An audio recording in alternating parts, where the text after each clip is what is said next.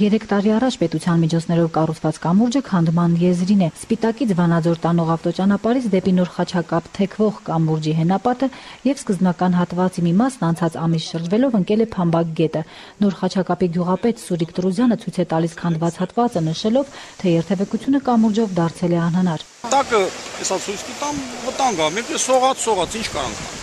Երբ անցած ամիս Նոր Խաչակապի գյուղապետը կամուրջի վնասման մասին տեղեկացրեց տրանսպորտի եւ կապի նախարարություն, որն էլ 3 տարի առաջ էր կառուցել կամուրջը, նախարարությունը պատվիրեց հետազոտել նորակառույց կամուրջի վիճակը։ Հետազոտությունն անցկացրած տրանսնախագիծ Փակbaşնետ իրական ընկերությունն արդյունքներն ուղարկելով Լոռու մարզպետին նկարագրել է այն պատճառները, որոնք նորակառույց կամուրջը կանգնեցրել են քանդման եզրին։ Տրանսնախագիծը նշել է, որ կամուրջի հետագա անխափան շահագործման եւ անկանխատեսելի հետևանքներից խուսափելու համար անհրաժեշտ է արգելել կամուրջի տարածքում 300 մետր ներքև եւ 150 մետր վերև գետի հունից ավազ արտահանելու գործընթացը։ Ստեղից 300 մետր ներքև քանդի։ Եթե 300 մետր ներքև է դրանց սահմանը, այս ով է քանդի։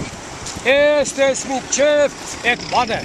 արջահովի տակոշում են գյուղը, սարա, ուսալում։ Այդ ով է քանդի։ Այդ քանդը տանում է։ Բա միջև էս ավազը տանել է, խիստ է ձոր չեր եղել,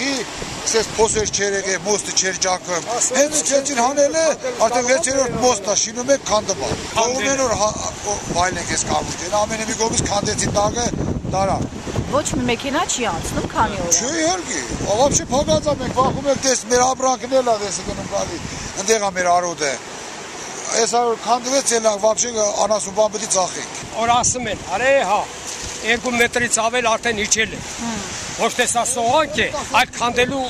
բաները, որ քանդեմ, հավազը հանում են, ջուրն է գալիս տանում է։ Փամբակ գետի այս հատվածում ավազի արտահանման իրավունք ունի 2 ընկերություն՝ Իվզաձոր եւ Լոռի ընկերությունները։ 2 ընկերություններն էլ պնդում են, թե իրենք կամուրջի մոտակա հատվածից ավազ չեն տեղափոխել։ Կապը ինքանա որ էս ավաստերից արդյունի հանում ենք այդ կապը, որ ժողովրդին ասում են, որ հանում եք դրա համար ականդում, բայց 79 թվից աշխատում ենք։ 79 թվականից աշխատում ենք։ Պետության այդ այս պայմանագիրն ենք ընկալել, որ պետք է հանեմ 15600 խորանարդ տարեկան պետք է հանույթ հանեմ։ Եթե չեմ հանում, դրա 50%-ը, համարում եմ անբարյախ աշխատողի լիցենզիայի զրկում են։ Լիցենզիան է տված է 25 տարով, լիցենզիայի համար պետք տուրք եմ տալիս, այսինքն ես պետք է աշխատեմ։ Լոռի ընկերության տնօրեն Արայք Վարդանյանը Ազատություն ռադիոկայանին փոխանցեց, որ կամուրջի մոտակա հատվածի շահագործման իրավունքը թեև իրեն է պատկանում, ինքը այդ հատվածից երբեք ավազ չի տեղափոխել։ Բացի այս երկրորդ ամեն օր, այս 20 տարի միշտ է տեսել եք։ Ո՞ր մասից են հանում հենց։ Այս մասից են հանում են, մասից են, այս տարածքից է, ծեր հանում են։ Այսինքն այդ ավազ հանելը սենց վիճակի է։ Դե դալի, բա ավալտակ քանդում են պիտի այդ փոսը մի տեղից բերի լսնի։ Այն օրը բանեկա ուշոզդորը գնաց։